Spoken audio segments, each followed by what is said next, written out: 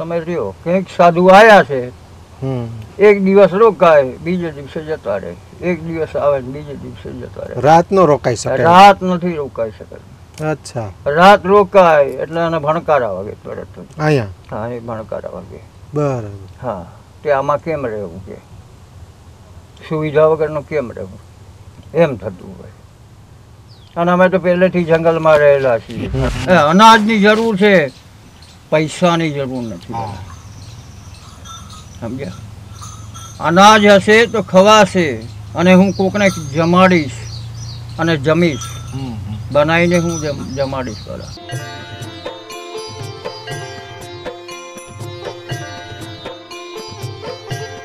અને મિત્રો આજે અમે આવેલા છે સાવરકુંડલા વિસ્તારની અંદર, અને ત્યાંથી નજીક ભુવા ગામ છે, અને આ વગડાની અંદર એક સરસ મજાનો જે વિસ્તાર છે, ટીંબડીના ઢોરાવાળા હનુમાન તરીકે આ વિસ્તાર ઓળખાય છે.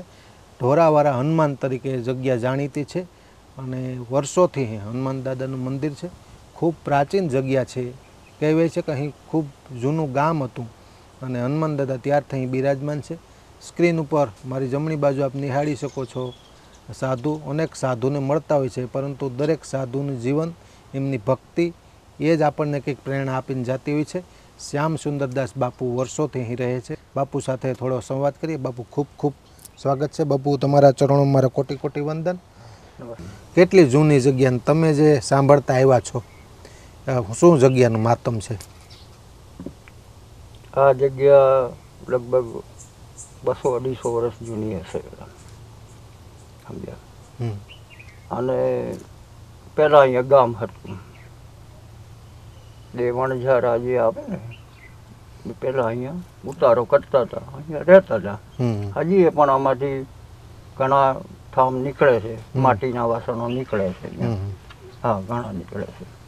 ખોદકામ થતું હોય એટલે નીકળતું હોય. સમજ્યા? પણ આજે હનુમાનજી ઘણા વર્ષોથી છે, અને એ લોકોએ સ્થાપિત કરેલા છે. આ લોકો પહેલાં અહીંયા, હા, એ લોકોએ સ્થાપિત કરેલા છે. સમજ્યા? હું તો આ ઝાડ છે લગભગ 200-250 વર્ષ જૂની હશે.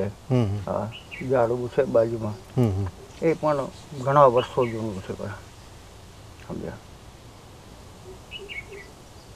અને ઘણા સાધુઓ અહીંયા આવી ગયા અને આવે છે, અને નિમિત્તે રહે છે. સુવિધા નથી મળતી એટલે જતા રહે છે પોતે. એટલે સુવિધા વગરનું હોય એટલે વધારે રહે નહીં ને, કેમ કે અહીંયા હાવજનું ઘર છે પેલા. અચ્છા, અહીંયા સાવજો આવે? અહીંયા હાવજ, આજુબાજુ હાવજ બધા આવતા હોય, એટલે હાવજનું ઘર છે એટલે વધારે ન રહી શકે. એ નિમિત્તે વહી જાય છે પછી. સમજ્યા?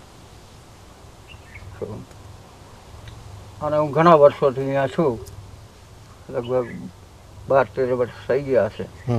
અહીંયા ઘણા વર્ષોથી છું, અને મને કંઈ સુવિધા કે એવી કંઈ જરૂરી નથી કે મારે સુવિધાની જરૂર પડશે, ક્યાંની જરૂર પડશે, એવી કંઈ જરૂરી નથી. બધા હું મારી રીતના રહું છું. મારી રીતના જે મળે એ સેવા કરું છું, અને મારી રીતના હું તપસ્યા કરું છું અને સાધના કરું છું. અહીંયા આવતા લોકો હશે, કારણ કે લોકો આવતા હોય દૂર દૂર. હા, દૂર દૂરથી. ભુવા ગામનો સપોર્ટ કેવો? હા, ભુવા ગામનો સપોર્ટ પણ ઘણો સારો છે. હા, ઘણો સારો છે. આવે છે હમણાં, એટલે કંઈ ઉપાધિ કરવા જેવી નથી હમણાં તો. કંઈ હનુમાન જયંતિ ઉજવે છે, ગુરુ પૂનમ ઉજવે છે, ઘણા ઉજવે છે બધા. એ નિમિત્તે ગામના લોકો આ કાર્યક્રમ કરે? હા, ગામના લોકો કાર્યક્રમ કરે છે. એની રીતે જેમ થાય યથાશક્તિ રીતે એ સુવિધા કરે છે. ધીમે ધીમે સુવિધા કરે છે. બીજું બાપુ પ્રશ્ન, તમે કીધું સુવિધા કઈ નથી. હા, સુવિધા વગર હોય ને એ જ સાધુ. તમામ અત્યારે સાધુની પેટર્ન થઈ ગઈ. સાધુની પેટર્ન થઈ ગઈ. નહીં, આધુનિક યુગમાં પ્રભાવ છે સાધુ ઉપર. સારું સિંહાસન હોય, મોટો આશ્રમ હોય, એવું બધી સુવિધા વાળા હોય ને એ સાધુ. એ સાધુ વધારે ત્યાં આકર્ષણ વધારે છે. સમજ્યા? અને અહીંયા તો શું સુવિધા નથી એટલે અમારે તો અહીંયા સાધુ રહેતા નથી. જો પાણી પણ ગામમાંથી આવે છે બેરલ ભરીને. અચ્છા. મીઠું પાણી છે નહીં, આ ખારો પાટ છે, સમજ્યા. લાઈટ પણ ખારું પાણી આખા હા, વિસ્તારમાં. આખા વિસ્તારમાં ખારું પાણી છે, સમજ્યા. અને ઉનાળે અહીંયા ખાલી ખેતી, આજુબાજુ ખેતર છે, હા. એ ખેતી કામ કરે, ચોમાસા પૂરતા આવે, પછી ઉનાળો કે શિયાળો કોઈ હોય નહીં, સમજ્યા. એટલે બેરલ ભરીને જે પાણી આવે અને આ લોકોને અમે પાઈએ અને આનંદ કરાવીએ, બસ. બીજું શું કરીએ અમે. લાઇટની પણ અછત છે બાપુ. હા, અમે લાઈટ જોયું અહીંયા નથી. સોલાર થી ફક્ત પાણી કાઢવાનું હોય કૂવામાંથી, તો સોલાર પ્લેટ નો ઉપયોગ. હા, એ તો ઉપયોગ હમણાં કરીએ છીએ ને. તો પેલા તો ડંકી હતી. ડંકીથી જ. હા, ડંકીથી જ ઉપયોગ કરતો હતો. પહેલા તો એ કોઈ વસ્તુ બાંધેલી નથી, કોઈ વસ્તુ હતી જ નહીં. અહીંયા હું આવ્યો તે દિવસે અહીંયા ઓટલા ઉપર, મંદિરના ઓટલા ઉપર સૂઈ ગયો હતો બધા. હા, ઘણા ટાઈમ સૂતો. પછી ધીમે ધીમે બધા આવતા ગયા, અમે સુવિધા કરતા ગયા કે બાપુને થોડી ઘણી સુવિધા કરી દીધી. હા, અને એ લોકો એ રીતના તમને આમ કઈ રીતે ખ્યાલ આવ્યો જગ્યાનો? પ્રથમ થોડું આવવાનું થયું ને તમારે? પ્રથમ તો હું બહારથી આવ્યો હતો. બાજુનું ગામ છે અહીંયા, બાજુમાં કેરાળા ગામ છે, ત્યાં હું 15 દિવસ રોકાણો. અને પછી એ ભાઈઓને પૂછ્યું, મેં કીધું અહીંયા કોઈ એકાંત જગ્યા હોય તો મને કહો. બરાબર. એકાંત જગ્યા હોય તો મને કહો. કે બાપુ જગ્યા તો છે કે, પણ ત્યાં હાવજની બીક છે, ત્યાં કોઈ સુવિધા નથી. હા, બરાબર. હા, બિલકુલ સુવિધા નથી. તમારે ફાવે તો તમે રહ્યો. કંઈક સાધુ આવ્યા છે, એક દિવસ રોકાય, બીજે દિવસે જતા રહે. એક દિવસ આવે ને બીજે દિવસે જતા રહે. રાત નો રોકાઈ શકે? રાત નથી રોકાઈ શકે. અચ્છા. રાત રોકાય એટલે એને ભણકારા વાગે તરત. અહીંયા? હા, એ ભણકારા વાગે. બરાબર. હા, કે આમાં કેમ રહેવું, કે સુવિધા વગરનું કેમ રહેવું, એમ થતું હોય. અને અમે તો પહેલેથી જંગલમાં રહેલા છીએ ઘણા વર્ષોથી, એટલે મને કંઈ ફેર પડે નહીં. હા, અમને જંગલમાં અમને એકાંત જગ્યા જોતી હતી, તમને મળી ગઈ સારી. હા, અને સ્થિર છીએ અને આનંદ કરીએ છીએ, બસ. હા બાપુ, તમારું છે ને બધા સાધુ તો અલગ લાગ્યું મને. એક પ્રશ્ન થાય ડાયરેક્ટ. હા, સાધુની સુવિધા, ફરીવાર મને એક મગજમાં પ્રશ્ન. તમે સુવિધા એટલી નથી તો પણ સ્વીકાર લીધું. એટલે ખરી ભક્તિ કરવી, ખરું ભજન કરવું, ઈશ્વરની સાધના કરવી, તો એમાં તમામ પ્રકારની સુવિધાઓ જરૂરી છે સાધુને કે નહીં? નથી જરૂર. નહીં, કોઈ જરૂર નથી. કે સુવિધા હોય તો જ આપણી ભક્તિ થાય, તપસ્યા થાય. પહેલા પણ ઋષિ મુનિઓ જંગલમાં જ કરતા હતા. હા હા, જંગલમાં જ વગર સુવિધા એ જે તપસ્યા કરી છે. હે, તને ક્યાં સુવિધાની જરૂર પડે? બરાબર, સુવિધાની જરૂર નથી પડતી. વગર સુવિધા એ બધું કરી શકે છે. શું કે અમને ભોજન મળવું જોઈએ, આ કરવું જોઈએ, આ મળવું જોઈએ, કોઈ જરૂરી નથી. સાધુ પોતાની રીતે જડીબુટી ગોતી લે, પાંદડા ખાઈને માણસ જે એની ભરણ પોષણ કરી શકે છે, તો શું કરવા પછી કોઈની પાસે માગવું જોઈએ? હે, કોઈની પાસે માગવાની જરૂર છે? સાધુ બન્યા શા માટે? કોઈને માગવા માટે? નહીં. કોઈની પાસે માગવાની જરૂર ન પડે. બધા સાધુ બન્યો પોતાની આત્માના કલ્યાણ માટે અને લોકોના કલ્યાણ માટે બન્યો છે. બધા સમજ્યા? કે માગવા માટે નથી બને. બધા આ રાષ્ટ્રના કલ્યાણ માટે બને. સમજ્યા? પણ અત્યારે સુવિધાને માન છે. બધા એ તો એની ઈચ્છા, લોકોએ એને સુવિધા આપી છે તે એને રીતે. હું મારી રીતના છું. સમજ્યા? હું મારી રીતના છું. મને જેટલી મળી છે એમાં હું આનંદ કરું છું. સમજ્યા? મારી કોઈ એવી માંગ નથી કે મને આ સુવિધા કરી દો, આ સુવિધા કરી દો. નહીં, થશે તો સ્વીકારીશું, નહીં થાય તો કશો વાંધો નહીં.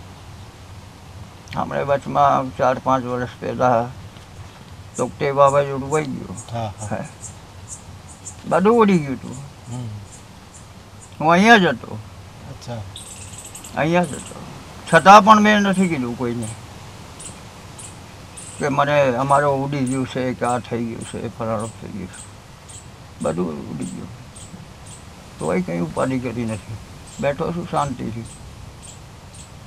મને કોઈ હરખ કે શોખ નથી, કાંઈ નથી. મારી રીતના છું અને મારી રીતના જીવન જીવું છું હજી સુધી. હા, લોકો આવ્યા અને એની સુવિધા કરી દીધી. ખરી વાત થાય છે ધીમે ધીમે. બસ બીજું શું કહીએ આપણે. એક પ્રશ્ન એ પણ થાય બાપુ, સુવિધાની વાત કરી. હવે સામાન્ય કોઈ પણ આશ્રમ હોય, સાધુ ભક્તિ કરતા હોય તો રામ, શિવ, કૃષ્ણ એ ભગવાનની મૂર્તિ, એના ફોટા હોય, એમની પૂજા અર્ચના કરે. કરે. અને આધુનિક યુગમાં તો કીધું સંતો કે નામ સ્મરણનો મહિમા હા, મોટો છે. સાચી વાત. પણ ખરેખર સાધુ છે એ આમ તો ભગવાન કોને માને? જમવાનું તો જોઈએ સવાર સાંજ, હા, એ તો છે. એ સંસારીઓ લઈને આપે છે સાધુને. હા હા કોઈ પણ વ્યવસ્થાઓ તો જોઈએ, કોમન વ્યવસ્થા જોઈએ, હા. જમવાની કે ચા પાણી, હા, એ સંસારીઓ પૂરી કરે છે અત્યારે સાધુ માટે. કરે છે. તો પ્રશ્ન એ થાય કે ભગવાન મોટા છે કે સાધુ માટે સંસારીઓ મોટા છે? આ પ્રશ્ન મોટો છે અત્યારે. ભગવાન કરતા અમારો ભક્ત મોટો છે વાલા. હા હા અમે તો એમ માનીએ વાલા. બસ અમારા માટે અહીંયા અતિથિ દેવો ભવ. હમ. આ જંગલમાં બેઠો છે તો મારે પૈસાની જરૂર નથી વાલા. મેં ઘણા ટાઈમથી મેં કીધું છે આ લોકોને, બધાને, ગામને પણ કહી દીધું છે કે મારે પૈસાની જરૂર નથી. અહીંયા કણ હશે, દાણો હશે હા તો હું પણ જમીશ અને બીજાને પણ હું જમાડીશ વાલા. પૈસો જમાતો નથી વાલા. કેમ કે હું જ્યાં જગ્યાએ બેઠો હતો ઘણા વર્ષો, હવે તો થોડીક સુવિધા અવર જવર થઈ રહી છે. અહીંયા 3 નદી આવે વાલા. અહીંયા 3 નથી, 3 નદી આવે. સંગમ છે કે પણ ભેગી? નહીં, નખી નખી 3 નદીઓ હા, છે. હા. નાની મોટી 3 નદીઓ છે. એ ભરાઈ જાય તો અહીંયા કોણ આવે? હમ. હમ? નદી પાસ કરીને આવવું. હા, માથા ઢગવાઈ જાય તો કોણ આવે અહીંયા? કોઈ ન આવે. ઘણા વર્ષો પહેલાં આ લોકો અહીંયા ખેતરમાં કંઈ વાવેતર કરવા માટે અહીંયા આવ્યા હતા. ઢાંડા ગાડીને બધું લઈને આવ્યા હતા. અને એ સમયમાં આ લોકો પાસે કશું હતું નહીં તો અહીંયા મગ બાફીને ખાધા હતા. હા. મગ અને કઠોળ બાફીને એ ખાધું હતું અહીંયા. કેમ કે બધું અહીંયા જ ઢાંડા ગાડી બધું છૂટી ગયું હતું. અને રાતે 11 વાગ્યા પછી એ લોકો અહીંથી પાણી ઉતર્યા પછી ગયા હતા. તે દિવસે એ સમયની વાત મને મળી અને તે દિવસે મેં નિયમ લઈ લીધો. એ અનાજની જરૂર છે, પૈસાની જરૂર નથી. હા. સમજ્યા? અનાજ હશે તો ખવાશે અને હું કોકને જમાડીશ અને જમીશ. હમ. બનાવીને હું જમાડીશ બધા. સમજ્યા? એટલે સુવિધા અનાજની છે, પૈસાની જરૂર નથી બધા. બસ સૌથી મોટું દાન અન્નદાન છે બધા. સમજ્યા? અન્નદાન, અન્ન હશે તો હું કોકને જમાડીશ. હમ. કેમ કે આ જંગલ છે. હા. જંગલ વિસ્તારની અંદર શું છે કે અન્ન હોય તો કશું નથી બધા. હમ. કેમ કે એ લોકોને ખબર નથી ને શું જમવું, કેવી રીતના રહેવું, કેવી રીતના જીવન કાઢવું. કેમ કે સાધુ સંતો તો ગમે તે રીતે જીવન જીવી હા શકે. હા બાંદડા પણ ખાઈને જીવી શકે, એનું ભરણ પોષણ કરી શકે, એને કંઈ જરૂર નથી. હા, એટલે બધું આવું છે બધા. જિંદગીની અંદર જીવવું હોય તો સુવિધાની જરૂર નથી બધા. હમ. વગર સુવિધાએ પણ માણસ, સાધુ સંત અહીંયા રહી શકે છે, એવું નથી. હા, ઘણા સાધુઓ છે ચિત્રકૂટના જંગલની અંદર, વગર સુવિધાએ રહે છે ત્યાં. એને કંઈ જરૂર નથી, ઝૂંપડી બાંધીને રહે છે, એની રીતે એને સુવિધા મળી જાય છે. હમ. હા, ઘણા છે. નર્મદા કાંઠે ઘણા સાધુ સંતો છે. એક રીતના જીવન જીવવાનું છે મારે, અને સુવિધા કરશે તો એના માટે, મારા માટે ક્યાં છે? હા. અમારા માટે ક્યાં સુવિધા કરે છે? નહીં, અમારે જરૂર નથી. જે કરો એ તમારા માટે છે, અમારા માટે કશું છે જ નહીં બધા. હા, એ તમારે વિચાર કરવાનો છે, તમારે શું કરવું અહીંયા.